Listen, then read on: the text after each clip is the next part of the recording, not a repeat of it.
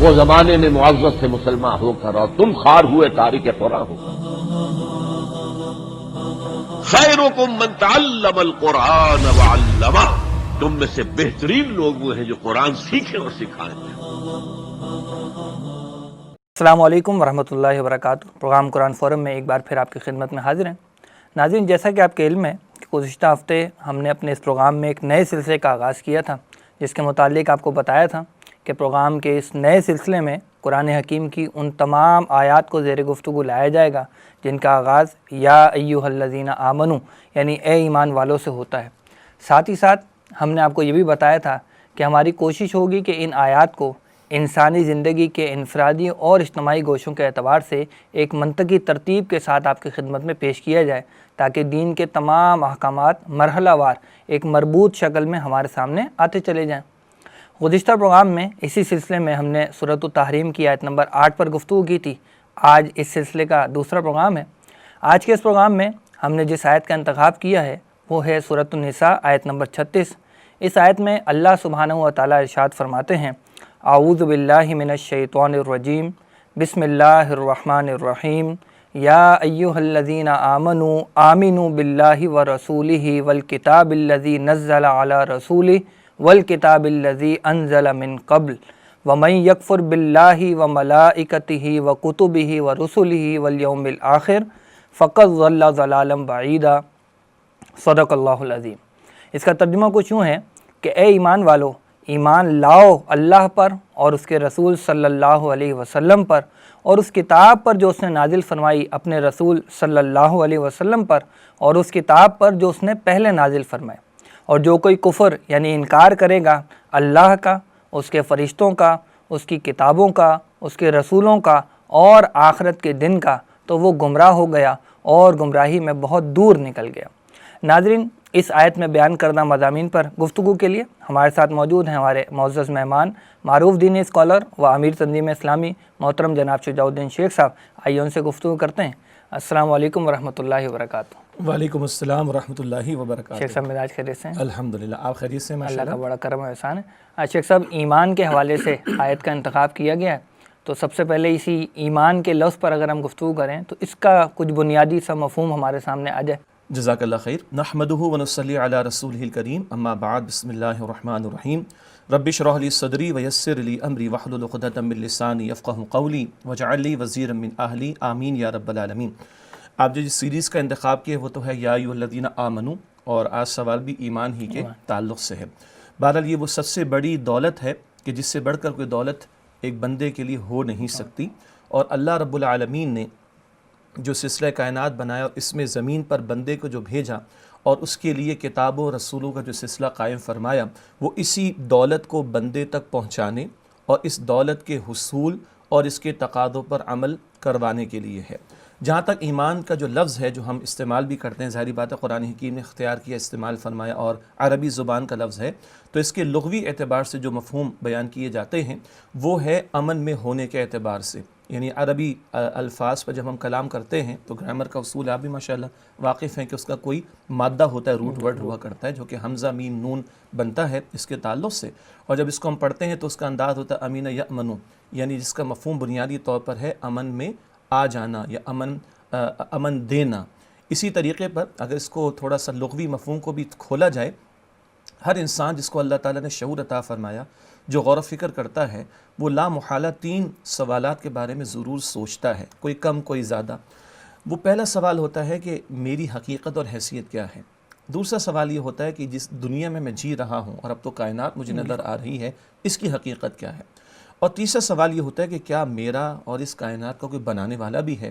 تو خالق کے بارے میں سوال، مخلوق کے بارے میں سوال، خود بندے کے بارے میں، اور جو یہ تخلیق ہے اللہ کی پوری کائنات بھی اور یہ دنیا بھی، یہ وہ بنیادی سوالات ہیں کہ جو انسان کو جو ذرا بھی غور و فکر کرنے والا ہوگا پریشان کرتے ہیں. یہاں تک کہ انسان کبھی جنگل بیابانوں میں بھی نکل جاتا ہے.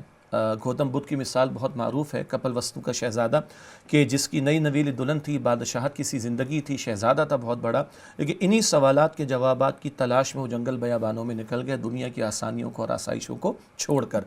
تو جب ان سوالات کے واقعتاً جوابات بندے کو مل جاتے ہیں تو وہ جو ایک انتشار ایک جستجو، ایک تلاش اس کے اندر پیدا ہوتی ہے جس سے وہ انتشار میں مبتلا ہو جاتا ہے، کیوس کا شکار ہو جاتا ہے، جب ان سوالات کے جوابات اس کو مل جاتے ہیں تو وہ گویا اپنے آپ کو امن دے رہا ہوتا ہے اور امن کی کیفیت حاصل کر لیتا ہے۔ یہ تو ہوا لغوی مفہوم کا معاملہ، لیکن ظاہری بات ہے ہمارے لیے اس سے بڑھ کر اصطلاحی مفہوم کی اہمیت ہے۔ جب اس کو دینی پیراڈائم میں، دینی اصطلاح کے طور پر ہم سمجھتے ہیں تو علماء نے یہ بیان فرمایا کہ ایمان کیا ہے شرعی طور پر، اصطلاحی طور پر، کہ تصدیق بما جاء بہ النبی صلی اللہ علیہ وآلہ وسلم، ہر وہ بات جس کی خبر نبی اکرم صلی اللہ علیہ وآلہ وسلم نے عطا فرمائی اس کی تصدیق کرنا۔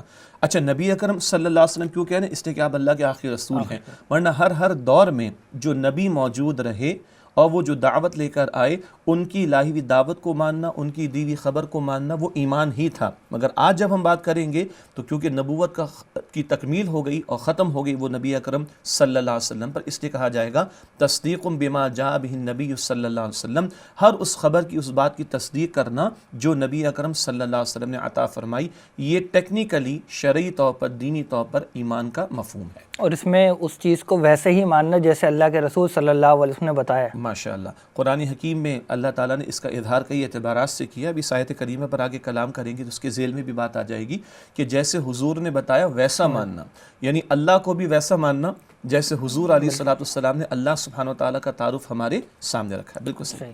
اچھا بہت بنیادی سی بات ہے اور آسان سی بات ہے کہ آج اگر کوئی شخص جو ہے جو غیر مسلم ہے، کسی بھی دیگر مذہب سے تعلق رکھنے والا ہے، وہ اگر اسلام میں داخل ہونا چاہے، ایمان قبول کرنا چاہے تو اسے کیا بنیادی کام کرنا ہوگا؟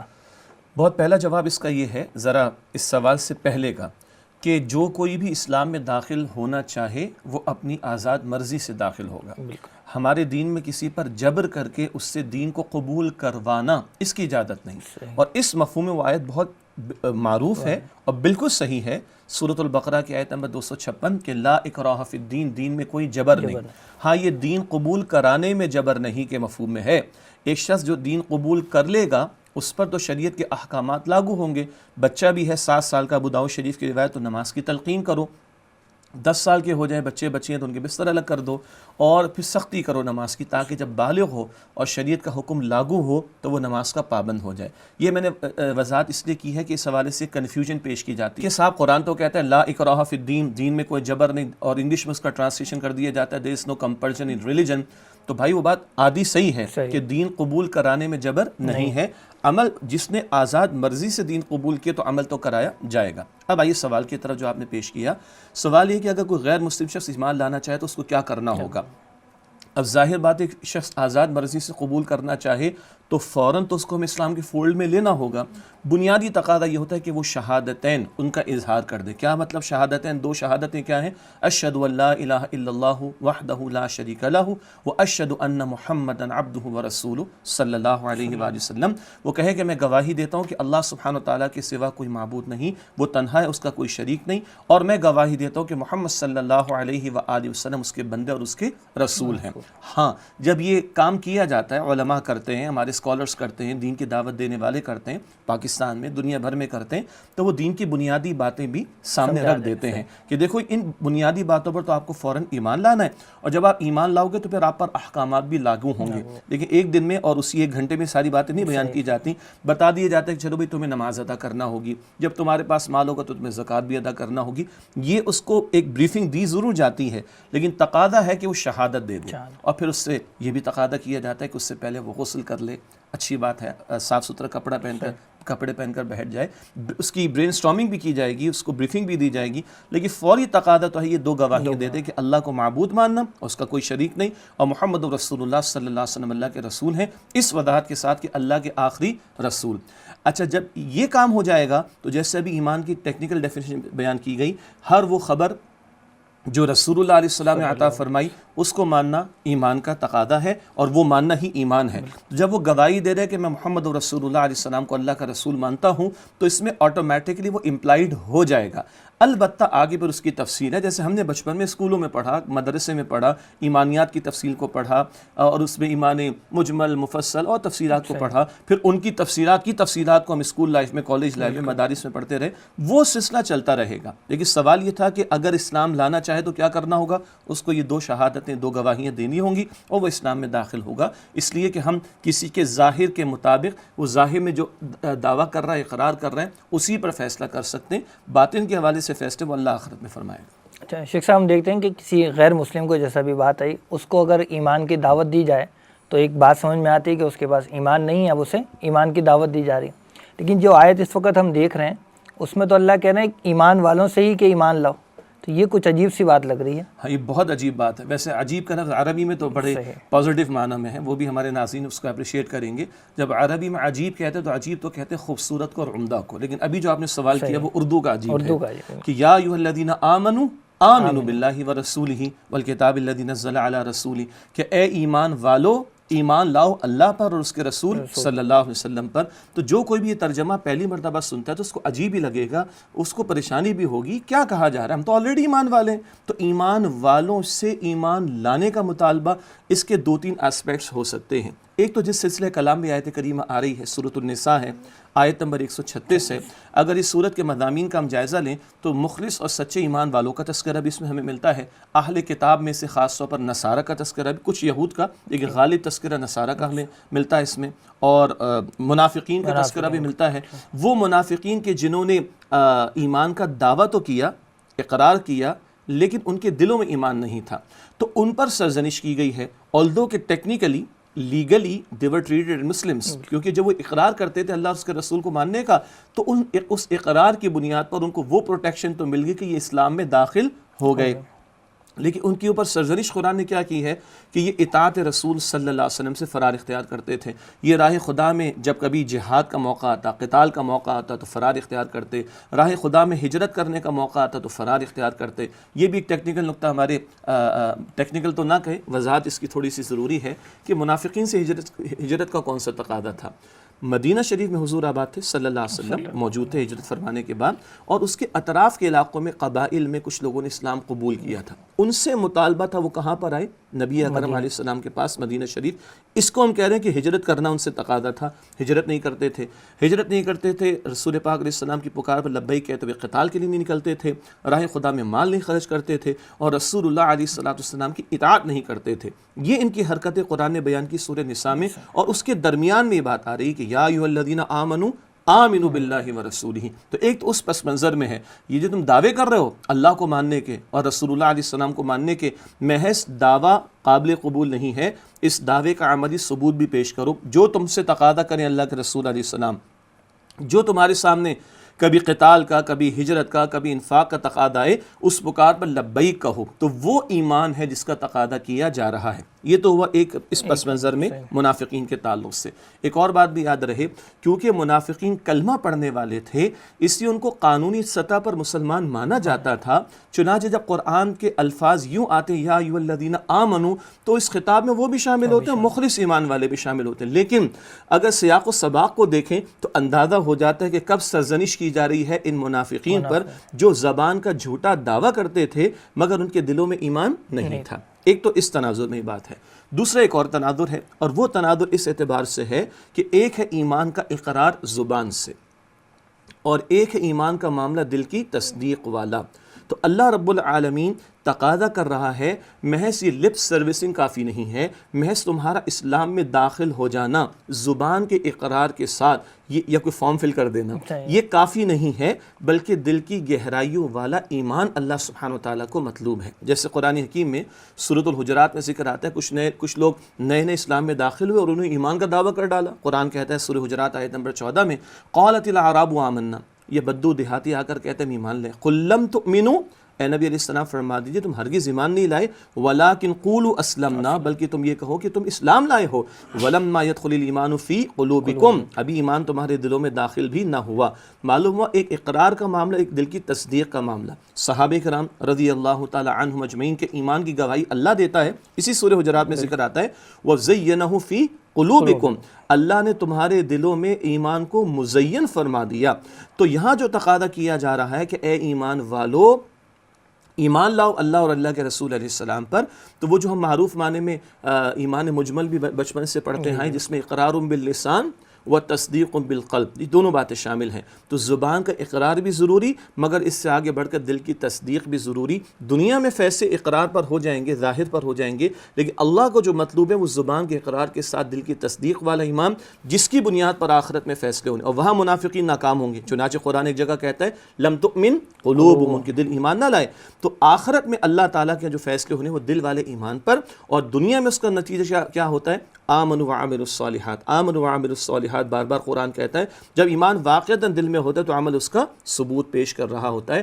تو محض زبان کا اقرار کافی نہیں، بلکہ دل کی تصدیق والا ایمان بھی مطلوب ہے، اس طرح بھی متوجہ کیا جا رہا ہے۔ اس میں شاید یہ پہلو بھی ہے کہ ایک نقطہ آغاز ہے اور ایک اس کا درجہ کمال ہے، ماشاءاللہ، تو اس طرف بھی شاید کچھ یہ اشارہ آپ نے تیسرے پہلو کی طرف ماشاءاللہ اشارہ کیا۔ ایک پہلو تو تھا وہ منافقین کے دعووں کے تناظر میں، ایک پہلو عموم کے اعتبار سے تھا کہ اقرار بھی ضروری، تصدیق بھی ضروری، اور ایک پہلو جو آپ نے ماشاءاللہ ارشاد فرمایا کہ وہ مستقل معاملہ کہ جو تم اسلام لے آئے ہو تو بہرحال ابھی جو اسلام قبول کرے گا ابھی اس کی ڈیپتھ تو اس کو نہیں ملے گی، یعنی ایمان کی ڈیپتھ ابھی اس کو نہیں ملے گی، بلکہ میں نے تو عرض کیا کہ ابھی جو قبول کرنے کو آئے تو اس سے تو شہادتین کا اقرار کروا لیا جائے گا، پھر اس کو بتایا جائے گا، ایمانیات کی تفصیلات بتائی جائیں گی، پھر اس کے ایمان کی بڑھوتری کی بات بھی تو آئے گی۔ ایسا تھوڑی ہے کہ ایک شخص نے کہا جی میں اقرار بھی کر لیا اور میں نے تھوڑی محنت کی، میرا ایمان بھی دل میں آ گیا، الحمدللہ رب العالمین، لیکن اللہ کا کلام تو کہتا ہے سورہ انفال کی آیت نمبر 2 میں اذا تلیت علیہم آیاتہ زادتہم ایمانا، جب ان کے سامنے اللہ تعالیٰ کی آیات کی تلاوت کی جاتی ہے ان کے ایمان میں اضافہ ہوتا ہے۔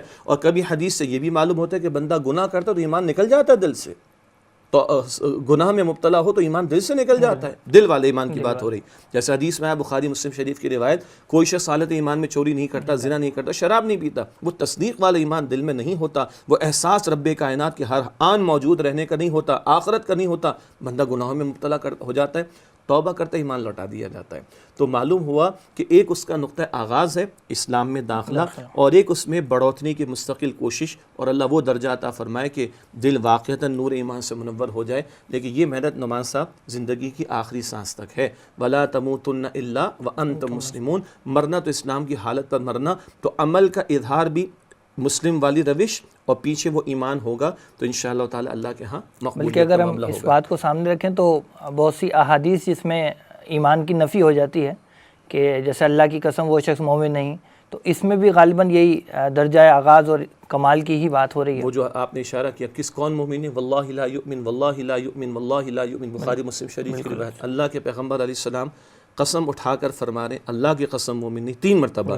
تو صحابہ تو پریشان، یا رسول اللہ کون؟ فرمایا کہ جس کی تکلیفوں سے اس کے پڑوسی محفوظ نہ ہوں۔ معلوم ہوا کہ ایمان وہ دولت ہے کہ جس کا اظہار میرے عمل میں بھی ہوگا اور میرے معاملات بھی درست ہو جائیں گے۔ اچھا، جزاک اللہ خیر، بہت حساس اور قیمتی نقطہ آپ نے بیان کیا کہ اس طرح کی احادیث میں مراد کیا ہوتی ہے، کمال ایمان کو وہ نہیں پہنچا، وہ کمال ایمان کی نفی، اقرار تو ہے، مسلمان تو ہے وہ، ایون بے نمازی بھی بہت برا عمل کر رہا ہے اگر وہ نماز ادا نہیں کر رہا، من ترک الصلاۃ متعمدا فقط کفر، حضور کہہ رہے ہیں جس نے جان بوجھ کے نماز ترک کر دی وہ کفر کر چکا، لیکن بے نمازی کا کلمہ گوئے تو اس کا جنازہ تو پڑھیں گے نا۔ تو یہ کمال ایمان کی نفی ہو جاتی جب وہ نماز ترک کر رہا ہے، زکوٰۃ ادا نہیں کر رہا، پڑوسی کو تکلیف پہنچا رہا ہے، مال حرام میں مبتلا ہو رہا ہے اور کسی کبیرہ گناہ میں مبتلا ہو رہا ہے، اللہ حفاظت فرمائے۔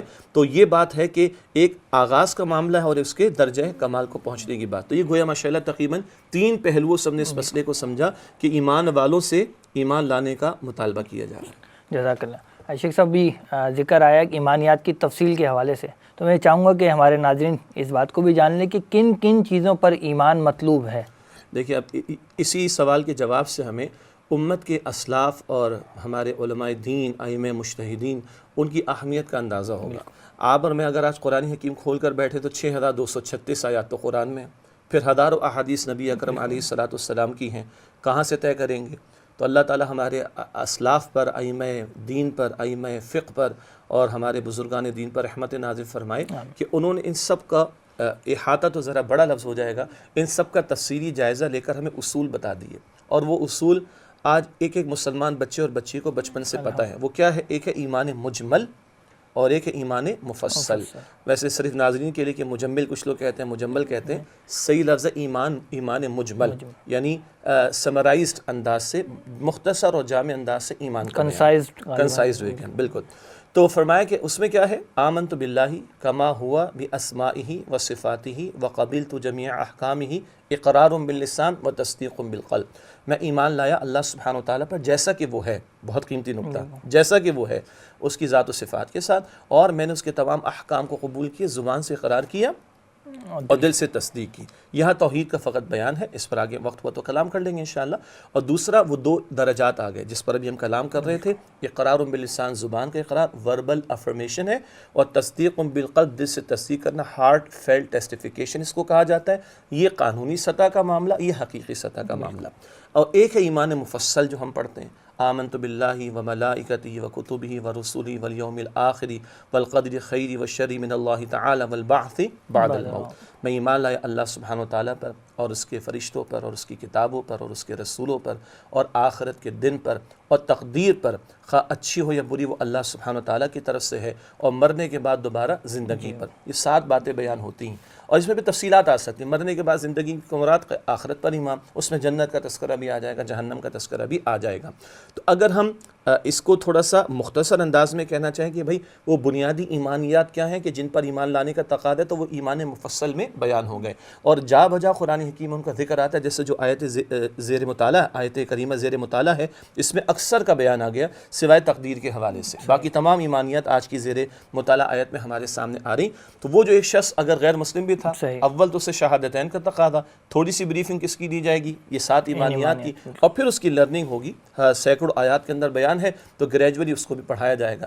اچھا، اس کا یہ مطلب نہیں کہ جو غیر مسلم مسلمان ہو رہا ہے اس کو یہ سمجھانا ہے جب میں مسلمان ہوں، اللہ کا کلام قرآن میرے سامنے ہے، میں الحمد سے شروع کرتا ہوں تو وہاں سے لے کے والناس تک کئی مرتبہ اللہ تعالیٰ نے ایمانیات کا ذکر کیا، تو وہ گو تھرو ہونا ہمارے لیے لازمی تو ہے۔ تلاوت تو کرنی نماز کے اندر قرآن کی، وہ ہمارے لیے بھی لازم ہے۔ اور جیسے بھی تھوڑی دیر پہلے بات آئی، ایمان ایک دفعہ قبول کر لیے جانے والی شے تو نہیں، بلکہ اس کی بڑھوتری، اس کی حفاظت اور اس کو مسلسل بڑھانے کی اور نقطہ کمال تک پہنچانے کی کوشش کرنی ہے۔ تو ان ایمانیات کا مسلسل بیان ہم ایمان لے آنے والوں کے لیے بھی ضروری ہے۔ شیخ صاحب، ابھی 2 طرح کے ایمان کے جو جملے ہیں یا الفاظ ان کا ذکر آیا، ایک کو ایمان مجمل کہا گیا، ایک کو ایمان مفصل۔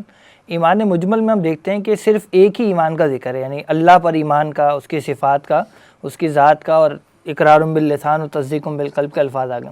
تو یہ ذرا ہمارے ناظرین کے لیے واضح کر دیں کہ اس میں صرف اللہ پر ایمان کا ہی کیوں ذکر ہے؟ ماشاءاللہ، یہ بالکل ایسے ہی سوال ہے کہ جب ہم قرآن حکیم میں پیغمبروں کی دعوت کو پڑھتے ہیں، خاص طور پر سورہ اعراف میں اگر ہم دیکھیں 8ویں 9ویں پارے میں، تو ہر رسول نے ایک دعوت دی، یا قوم اعبدوا اللہ، اے میری قوم اللہ کی عبادت کرو، ما لکم من الہ غیرہ، اس کے سوا تمہارا کوئی معبود نہیں۔ although کہ اور بھی دعوتیں پیغمبروں کی بنیادی دعوتوں میں شامل ہیں، جن میں تقوی کی دعوت ہے، پیغمبر علیہ السلام کی اطاعت کی دعوت ہے، استغفار و توبہ کرنے کی دعوت ہے، ایک پچھلے پروگرام میں ہم نے بات بھی کی تھی اس تعلق سے۔ البتہ پیغمبروں کی بنیادی دعوت کیا ہے؟ اللہ کی عبادت کرو، اس کے سوا تمہارا کوئی معبود نہیں۔ یہی بات کم و بیش ایمان مجمل میں آ رہی ہے، اللہ پر ایمان جیسا کہ وہ ہے اس کی ذات و صفات کے ساتھ۔ بقیہ جتنی ایمانیات ہیں یا جتنے ایمانیات ہیں، وہ اصل میں اللہ کو ماننے ہی کے نتائج ہیں، یا ایک اور سادہ انداز میں کہیں کہ اصل جو عقیدہ جس کا مطالبہ کیا گیا وہ توحید کا عقیدہ ہے۔ اسی لیے کبھی ہم دعوت حق کہتے ہیں اور کبھی ہم دعوت توحید کہتے ہیں۔ پیغمبروں نے دعوت حق پیش کی، پیغمبروں نے دعوت توحید پیش کی۔ کیا مطلب؟ یہ دعوت توحید جو کہا جا رہا ہے تو اصل عقیدہ تو عقیدہ توحید ہے، بقیہ ایمانیات اسی کے ذیل میں آتی۔ بھلا کیسے؟ اللہ تعالیٰ کی صفت الہادی، ہدایت عطا فرمانے والا، تو اللہ تعالیٰ نے ہدایت کا سامان فرمایا کتاب نازل فرما کر، اللہ تعالیٰ نے ہدایت کا سامان فرمایا رسولوں کے ذریعے، اور اللہ سبحانہ وتعالیٰ نے کتاب اور اپنی وحی، تمام رسولوں کو، تمام انبیاء کو کتاب تو نہ ملی، اس کے علاوہ بھی وحی ملی، اس لیے عرض کر رہا ہوں اللہ نے اپنی کتاب اور اپنی وحی فرشتوں کے ذریعے رسولوں کو پہنچائی۔ تو اللہ ہی پر ایمان کا تقاضا فرشتوں پر ایمان، اللہ ہی پر ایمان کا تقاضا کتابوں پر ایمان، اللہ ہی پر ایمان کا تقاضا رسولوں پر ایمان بھی ہے۔ اللہ تعالیٰ کی ایک صفت العدل، یہ العادل اللہ تعالیٰ کا نام ہے، عدل فرمانے والا، اور اس سے بڑھ کر کون ہوگا؟ البتہ اصل فیصلے اللہ آخرت میں فرمائے گا، اور عدل کے تمام تر تقاضے وہ اپنی شان کے مطابق آخرت میں کرے گا۔ تو اللہ کی صفت کو ماننے کا ایک نتیجہ اور تقاضا، اور اللہ ہی کو ماننے کا نتیجہ اور تقاضا یہ ہے کہ اس بات کا اقرار کیا جائے کہ ایک عالم برپا ہوگا جہاں عدل کے تقاضے ہو جائیں گے، سارے فیصلے ہو جائیں گے۔ اسی کو کہا جاتا ہے کہ یہ آخرت کا عقیدہ بھی توحید کے عقیدے کا ہی تقاضا ہے۔ اسی طرح کو جی تقدیر کدھر ہے؟ وہ بھی تقدیر کس چیز کا نام ہے؟ اللہ تعالیٰ کا علم کامل ہے، سب کچھ وہ جانتا ہے، اور اس کی ایک شان بھی فعال لما یرید، جو چاہے سو کرے۔ ہمارا ایمان ہے کہ تقدیر اچھی بری وہ کس کی طرف سے؟ اللہ کی طرف سے۔ تو جو ہو رہا ہے وہ اس کے علم میں ہے، اور جو ہو رہا ہے وہ اس کے اذن سے ہے۔ چنانچہ اللہ کی شان ہے وَهُوَ عَلَى كُلِّ شَيْءٍ قدیر، جو ہر شے پر قادر ہے، اور فعال لما یرید، جو چاہے سو وہ کرے۔ تو ان صفات کو ماننے کا لازمی تقاضا ہے کہ تقدیر کو بھی مانا جائے۔ اس تعلق سے یہ بقیہ جو ایمانیات ایمان مفصل میں بیان ہوتی ہیں، دراصل یہ شاخیں ہیں، یہ برانچز ہیں توحید ہی پر ایمان رکھنے کے حوالے سے۔ اور بعد سے بعد الموت تو براہ راست آخرت سے متعلق ہے، بالکل، اور وہ اللہ کی عدل کی شان جو اس کا اظہار ہونا ہے، اسی کے نتیجے میں بعد سے بعد الموت بھی شامل ہو جائے گا۔ جزاک اللہ۔ محترم ناظرین، پروگرام میں وقت ہوا ہے بریک کا۔ بریک کے بعد جب دوبارہ حاضر ہوں گے تو اسی آیت کے بقیہ موضوعات پر ہم انشاءاللہ گفتگو کریں گے۔ فی الوقت اجازت دیجیے۔ السلام علیکم ورحمۃ اللہ وبرکاتہ۔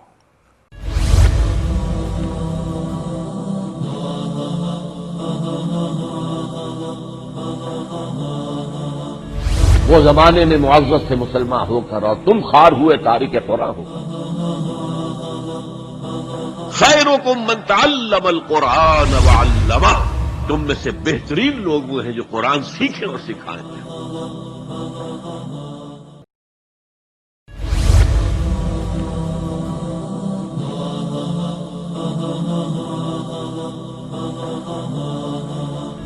وہ زمانے میں معزز سے مسلمان ہو کر اور تم خوار ہوئے تارک قرآن ہو۔ خیرکم من تعلم القرآن وعلمہ، تم میں سے بہترین لوگ وہ ہیں جو قرآن سیکھیں اور سکھائیں۔ ہم قرآن فورم میں ایک مرتبہ پھر آپ کو خوش آمدید کہتے ہیں۔ آج ہم سورۃ النساء آیت نمبر 136 کے حوالے سے گفتگو کر رہے ہیں، اور ہمارے ساتھ ہمارے معزز مہمان محترم جناب شجاع الدین شیخ صاحب موجود ہیں۔ شیخ صاحب، اب تک ہم نے جو گفتگو کی ہے وہ اللہ پر ایمان اور کچھ رسول پر ایمان، اس کی تعریف کے حوالے سے کی ہے۔ اسی آیت میں آگے چل کے کتاب پر ایمان کا ذکر ہے، اور 2 مرتبہ ہے۔ اللہ تعالیٰ پہلے فرما رہے ہیں کہ والکتاب الذی نزل علی رسولی، اور پھر فرما رہے ہیں والکتاب الذی انزل من قبل۔ یہ 2 مرتبہ کتابوں پر ایمان، اور پھر اس میں ایک کے ساتھ یہ نزلہ کا لفظ آ رہا ہے اور ایک کے ساتھ انزلہ، اس میں کیا فرق ہے وہ ہمارے ناظرین کے لیے بیان کر دیجیے۔ ماشاءاللہ، بہت اہم سوال ہے، اور اس سوال کے نتیجے میں کچھ پہلو ہمارے سامنے آتے ہیں۔ ایک پہلی مرتبہ اللہ نے فرمایا کہ آمنوا باللہ ورسولہ والکتاب الذی نزل علی رسولہ، یہاں الکتاب سے مراد قرآن حکیم لی گئی، اور رسول سے مراد نبی اکرم صلی اللہ علیہ وسلم۔ البتہ لفظ آیا نزل، والکتاب الذی انزل من قبل، اور ان کتابوں پر جو اس سے پہلے اللہ سبحانہ و تعالیٰ نے نازل فرمائی، اور یہاں لفظ آیا انزلہ۔ اچھا، یہاں الکتاب سے مراد پچھلی تمام کتابیں لی گئی ہیں جو قرآن حکیم سے پہلے انبیاء اور رسول علیہ السلام کو عطا کی گئیں۔ تو پہلی مرتبہ الکتاب سے مراد قرآن حکیم، اور دوسری مرتبہ کیونکہ وہ قبل کا لفظ آیا تو اس سے مراد وہ پچھلی تمام کی تمام کتابیں لی گئی ہیں۔ البتہ نزلہ اور انزلہ کا یہ بڑا گہرا فرق ہے، اور وہ فرق واضح ہو تو قرآن کا ایک پہلو بھی ہمارے سامنے نمایاں ہوتا ہے، البتہ اس سے ایک اور مفہوم بھی سامنے آئے گا، وہ میں عرض کروں گا بعد میں انشاءاللہ۔ نزلہ کا لفظ تنزیل سے ہے، جس کا مطلب ہے تھوڑا تھوڑا کر کے، تدریجاً اور گریجولی نزول کا معاملہ۔ انزلہ انزال سے ہے، جس کا مفہوم ہے یکدم ایک ہی مرتبہ میں نزول کا معاملہ۔ تو پچھلی جو کتابیں ہیں جن میں سے معروف ہم تورات کو جانتے ہیں، جو لکھی ہوئی تختیوں میں حضرت موسیٰ علیہ السلام کو عطا فرمائی گئی، تو ایک ہی وقت میں نزول ہوا، اس لیے انزلہ یعنی انزال سے لفظ انزلہ وہ بنتا ہے، وہ اس کے لیے استعمال ہوا۔ قرآن حکیم کے تعلق سے ہم جانتے ہیں کہ وہ نبی اکرم صلی اللہ علیہ وسلم کے قلب مبارک پر جبریل امین علیہ السلام نے رب العالمین کے حکم سے کم و بیش 23 برس میں تھوڑا تھوڑا کر کے نازل کیا۔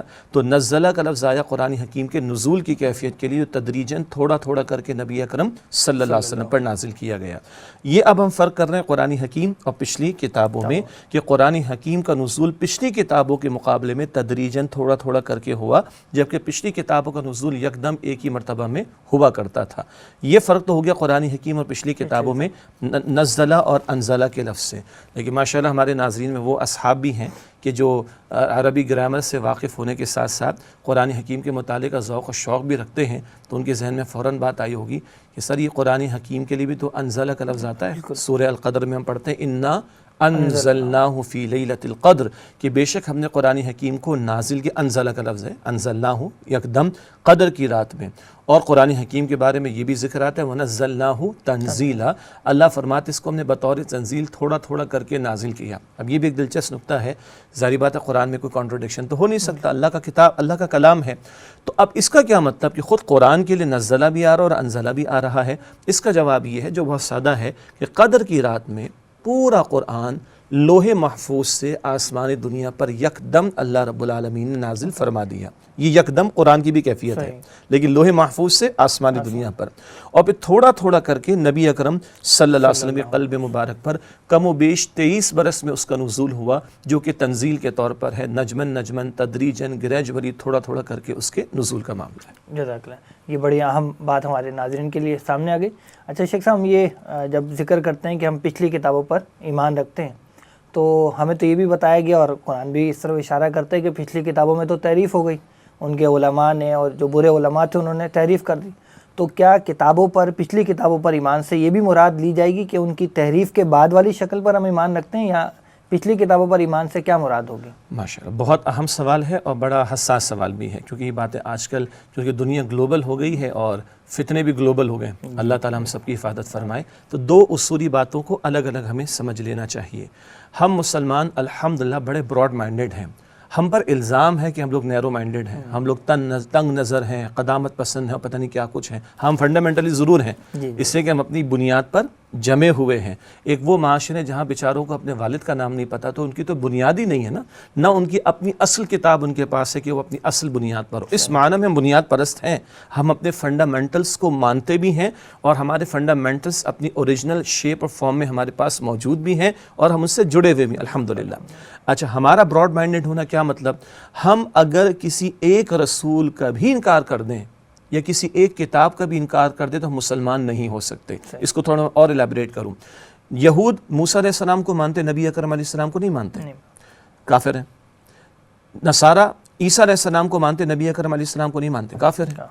ہم مسلمان اگر عیسیٰ علیہ السلام کو نہ مانیں تو مسلمان نہیں ہو سکتے، ہم اگر موسیٰ علیہ السلام کو نہ مانیں تو مسلمان نہیں ہو سکتے۔ اور انٹرسٹنگ بات، 25 رسولوں کا اور ایک عزیر علیہ السلام کے بارے میں ایک علمی بحث چلتی ہے، تو 26 رسولوں کا نام لے کر قرآن نے ذکر کیا، مگر مشہور روایت کے مطابق تو 1.25 لاکھ انبیاء اور رسول اللہ تعالیٰ نے بھیجے، ہمیں تو نام بھی نہیں معلوم، مگر ہم کل آمن باللہ وملائکتہ وکتبہ ورسلہ، ہم سارے رسولوں پر ایمان لاتے ہیں، اور ایک کا بھی انکار کرے یا ایک کو بھی نہ مانے تو ہمارا ایمان مکمل نہیں ہو سکتا۔ اسی طرح پچھلی تمام کتابیں، کچھ تو معروف ہے، تورات ہے، انجیل ہے، زبور ہے، صحف ابراہیم ہے، بہت سی معروف نہیں، ہمیں نہیں معلوم ان کے بارے میں، ہم ان پر بھی ایمان رکھتے ہیں۔ ایک بندہ مومن وسیع القلبی رکھتا ہے، وسیع النظری رکھتا ہے، براڈ مائنڈڈ ہوتا ہے۔ رب کائنات نے ماضی میں ہر دور میں جس پیغمبر کو بھیجا، جس کتاب کو بھیجا، چاہے ہمیں اس کا نام معلوم بھی نہ ہو، ہم اس پر ایمان رکھتے ہیں، ہم سب سے بڑھ کر براڈ مائنڈڈ۔ پہلی بات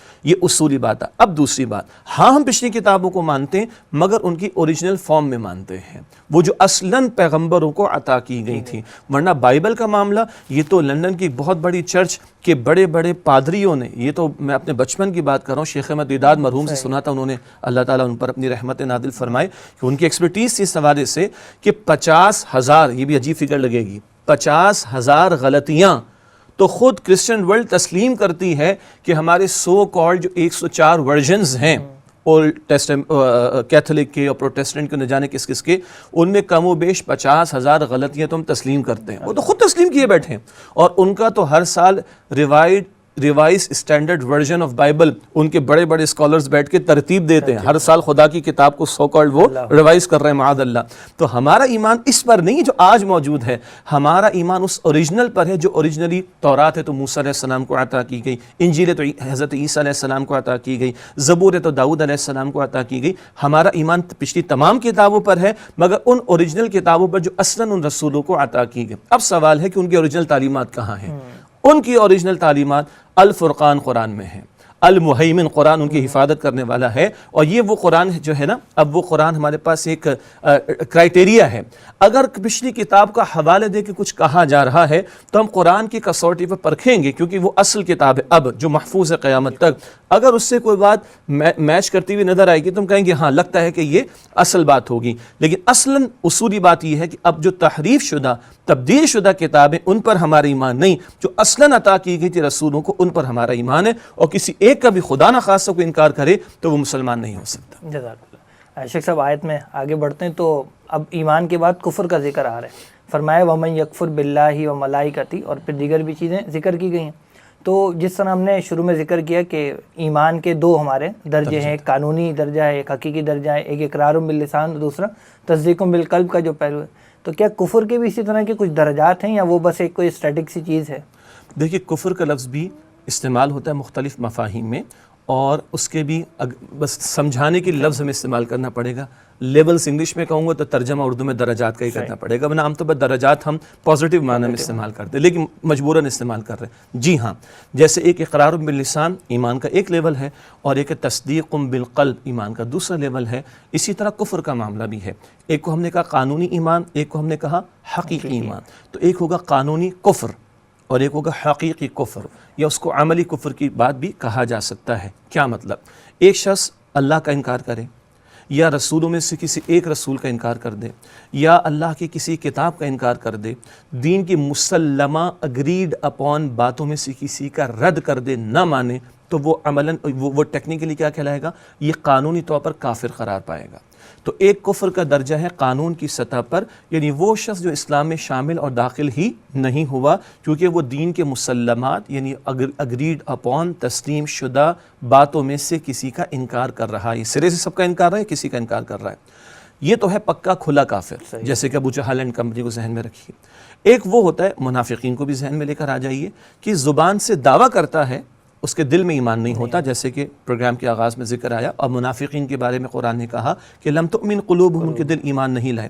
اسی طور پر ایک عملی شکل ہوتی ہے، وہ عقیدے کا کفر نہیں ہوتا، وہ قانونی کفر نہیں ہوتا، وہ عملی شکل ہو سکتی ہے کافرانہ. جیسے حدیث کا حوالہ دیا گیا تھا، ترمذی شریف کی روایت ہے کہ من ترک الصلاۃ متعمدا فقد کفر، جس نے جان بوجھ کے نماز ترک کر دی وہ کفر کر چکا. اب بے نمازی اگر کلمہ گو مسلمان ہے تو مسلمان ہے، لیکن عملاً کی روش کیا ہے؟ کافرانہ ہے. یہ خطرہ ماننے والے مسلمانوں کے لیے ہے کہ کہیں وہ عملاً کسی کافرانہ روش میں مبتلا نہ ہو جائے. تو جب اس طرح کی احادیث سامنے آتی ہیں، یا قرآن میں دیکھیے سورہ آل عمران کی آیت نمبر 97 حج کے تعلق سے، وَلِلَّهِ عَلَى النَّاسِ حِجُّ الْبَيْتِ مَنِ اسْتَطَاعَ إِلَيْهِ سَبِيلًا وَمَنْ کفر فإن اللہ غنی عن العالمین. اللہ تعالیٰ کا حق ہے بندوں پر کہ جو اللہ سبحانہ وتعالیٰ کے گھر تک پہنچنے کی استطاعت رکھتا اس کے گھر کا حج کرے. اللہ ہم سب کو توفیق عطا فرمائے. ومن کفر، اور جس سے کفر کیا، فإن اللہ غنی عن العالمین، تو بے شک اللہ تمام جہان والوں سے بے نیاز ہے. یہاں کفر سے مراد کیا ہے؟ یہاں کفر سے مراد عقیدے کا یا قانونی سطح کا کفر نہیں، یہ عملی کفر مراد ہے. کیا مطلب؟ ایک شخص صاحب استطاعت ہے، کلمہ کو مسلمان، استطاعت رکھتا ہے، حج ادا نہیں کر رہا، تو عملی کفر کی شکل ہے، عملاً کفر کی شکل ہے. اور جیسے کہ حدیث میں آتا ہے، ابن ماجہ کی روایت ہے کہ جس کو نہ کسی ظالم بادشاہ نے روکا، نہ کوئی بیماری اور عوارض کا معاملہ تھا، نہ کوئی اس کے پاس رکاوٹ تھی، نہ کوئی مال کی اور استطاعت کی کمی تھی، اس سب کے باوجود اگر وہ حج ادا نہ کرے تو اللہ سبحانہ وتعالیٰ کو کوئی حاجت نہیں، یہودی ہو کر مرے یا نصرانی ہو کر. تو کفر کا ایک پہلو قانونی ہے، عقیدے کا کفر ہوگا، زبان کے انکار والا کفر ہوگا، قانونی سطح پر وہ کافری قرار پائے گا. اور کفر کا ایک پہلو ہے جو ہمیں ڈرنا چاہیے، وہ عملی پہلو ہوتا ہے. عملی اعتبار سے کوئی کافرانہ روش یا طرز عمل بندہ اختیار کر جاتا ہے، یہ خطرہ ہمیں لاحق ہے. کیوں؟ قرآن نے منافقین کے بارے میں کہا کہ ان کے دل ایمان، اور جب دل میں ایمان نہیں ہوتا تو عمل ثبوت پیش نہیں کر رہا ہوتا. جیسے ایمان کے دو درجات کو ہم نے سمجھا، اسی طرح کفر کے بھی یہ دو درجات ہیں. اچھا شیخ صاحب، جب کفر کی بات یہاں پر آ رہی ہے تو اس میں اللہ کا انکار کرنے کا ذکر ہے، پھر فرشتوں کا ذکر ہے، پھر کتابوں کا، رسولوں کا اور آخرت کا. جن میں جو باقی چیزیں ہیں وہ تو بہت واضح ہیں. البتہ یہ فرشتوں پر جو ایمان، اس کا ذکر یہاں بھی آیا ہے اور دیگر چیزوں پر بھی اس کے کفر کو بھی اللہ کے کفر کے ساتھ جوڑا گیا.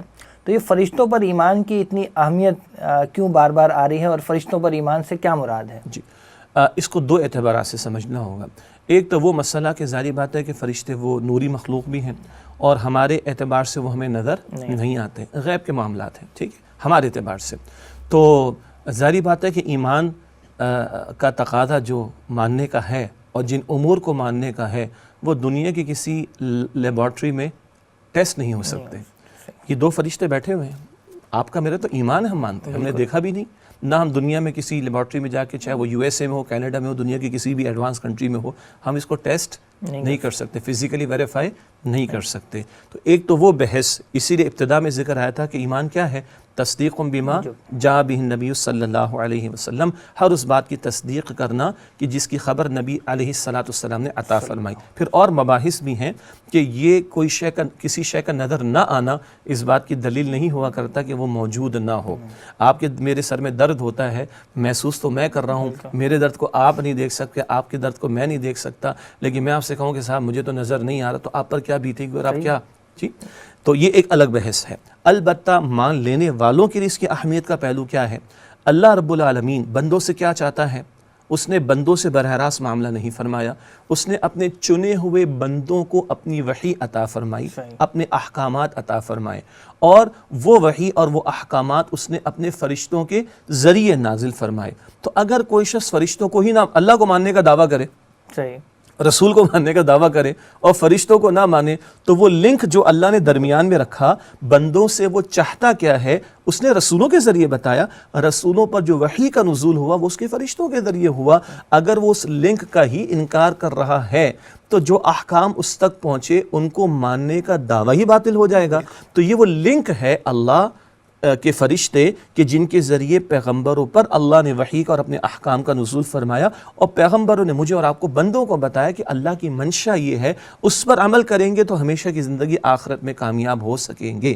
تو یہ اہمیت ہے فرشتوں کے اس تعلق سے کہ یہ وہ لنک ہیں، اور بھی امور ہیں جو فرشتے انجام دیتے ہیں، ہمارے اعمال کو ریکارڈ کر رہے ہیں اور لوگ بندوں کی حفاظت پر مأمور ہیں، کوئی بارش برسانے پر، کوئی رزق کی فراہمی پر، کوئی موت روح قبض کرنے پر۔ بٹ ایک بڑا فنکشن فرشتوں کا جو ہمیں قرآن و حدیث سے ملتا ہے وہ لنک ہیں جن کے ذریعے اللہ کی وحی و تعلیم بندوں تک پہنچی۔ اگر کوئی اسی لنک کا انکار کر رہا ہے تو پھر احکام کو ماننے کا دعویٰ کرنا کیا مطلب؟ اس میں کچھ ایسے طبقات بھی ہیں جو فرشتوں کو کہتے ہیں کہ ان کا تو کوئی وجود ہی نہیں، یعنی انہیں کوئی جو قواعد طبیعہ جن کو ہم کہتے ہیں، فورسز آف نیچر جن کو کہا جاتا ہے، وہ نام دے کر اور ان کے علیحدہ وجود سے انکار کرتے ہیں۔ تو ایسے طبقے کے لیے کیا؟ جیسے یہ وہ طبقات ہیں کہ جنہوں نے عقل کو معیار بنایا، اور یہ ماضی قریب میں اگر 100-150 برس پہلے کی ہم باتوں کو دیکھیں تو ظاہری بات ہے جب انگریز کا ایک غلبہ ساری دنیا پر ہوا ہے، اور بہرحال اس کا کریڈٹ ان کو دینا پڑے گا، جو بھی دنیاوی مادی ترقی انہوں نے کی اور اس کی چکا چوند کی وجہ سے اور اس کی رنگینی کی وجہ سے اور اس کے رعب کی وجہ سے کچھ لوگ مسلمانوں میں سے اتنے مرعوب ہو گئے کہ مستند ہے ان کا فرمایا ہوا، یا باس از آلویز رائٹ۔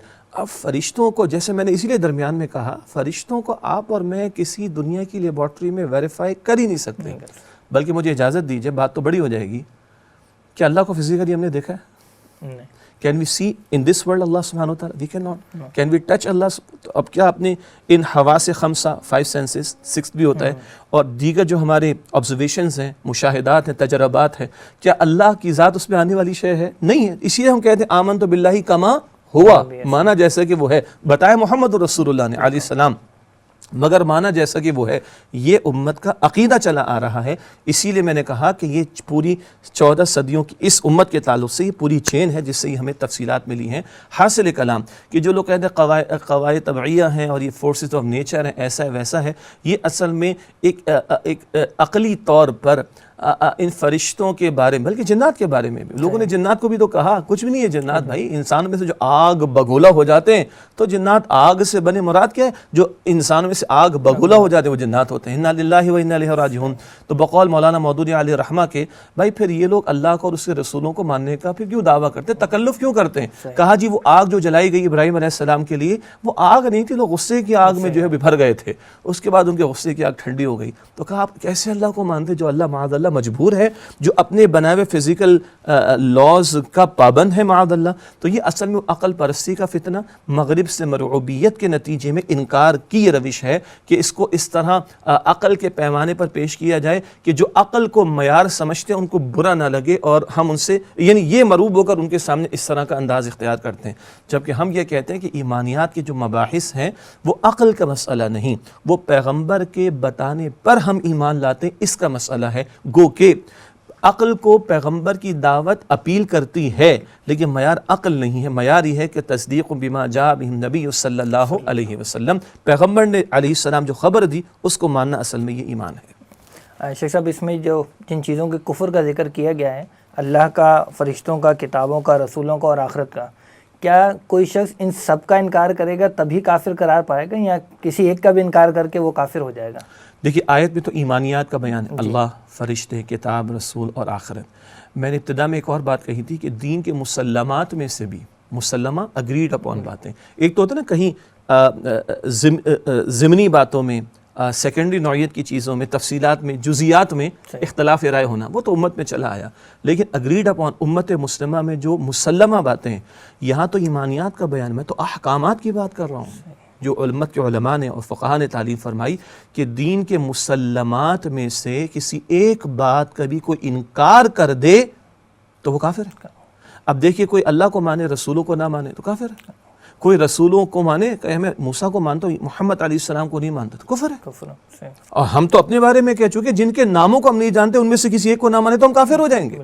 اسی طرح فرشتوں کا انکار کر دے، باقیوں کو مانے، جبرائیل سے وہ یہود کو نفرت ہو گئی تھی نا معاذ اللہ کہ تو استغفر اللہ کہ جبرائیل کو پر الزام لگا دیا کہ وہ پیغمبر وہ وہی تو لاتا بنی اسرائیل میں سے کسی کے پاس، وہ لے کر چلے گیا محمد رسول اللہ کے پاس بنی اسماعیل میں صلی اللہ علیہ وآلہ وسلم، تو جبرائیل سے نفرت ہو گئی، تو اللہ نے اعلان فرمایا جو جبرائیل سے اور میکائیل سے دشمنی رکھے، اللہ سے دشمنی رکھے، رسولوں سے رکھے، فإن اللہ عدو للکافرین، اللہ ایسے کافروں سے دشمنی اختیار کرنے والا، خاص اللہ نے جبرائیل و میکائیل کے نام وہاں پر ذکر فرمایا سورۃ البقرہ میں۔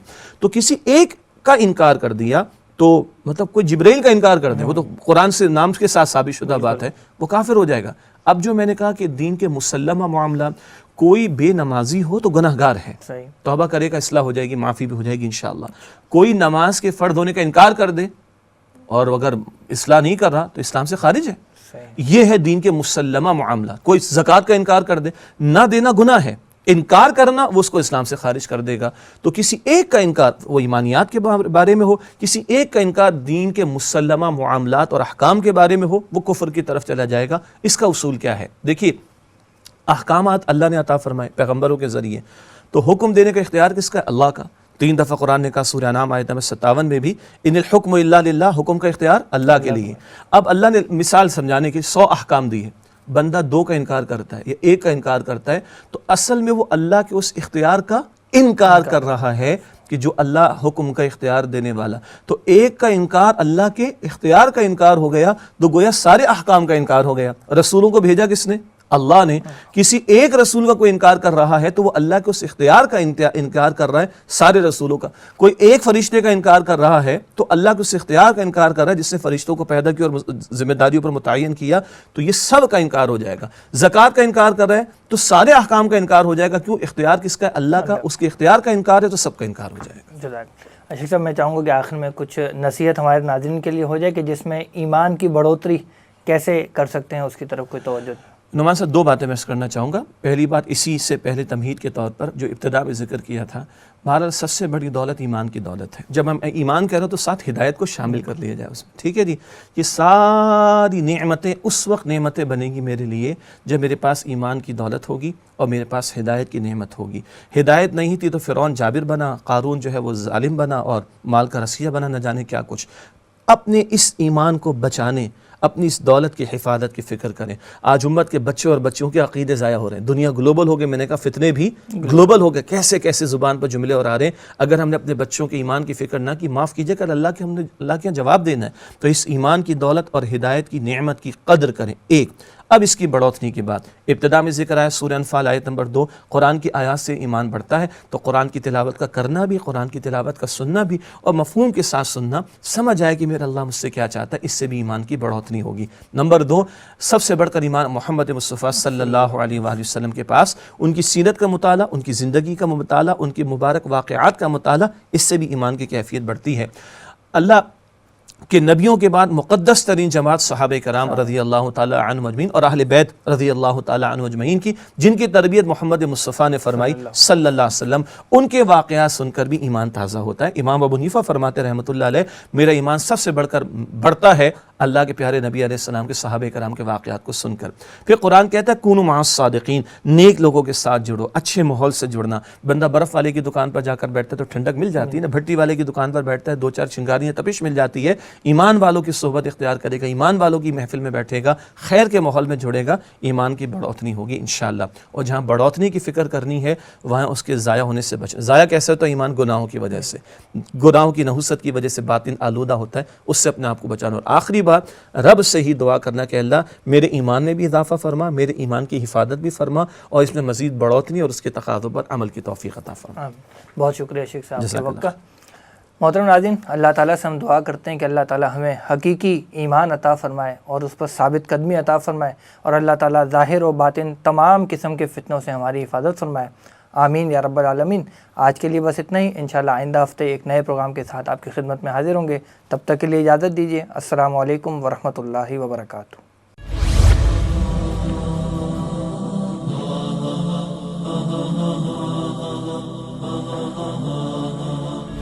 وہ زمانے میں معزز سے مسلمان ہو کر اور تم خوار ہوئے تارک قرآن ہو۔ خیرکم من تعلم القرآن وعلمہ، تم میں سے بہترین لوگ وہ ہیں جو قرآن سیکھیں اور سکھائیں۔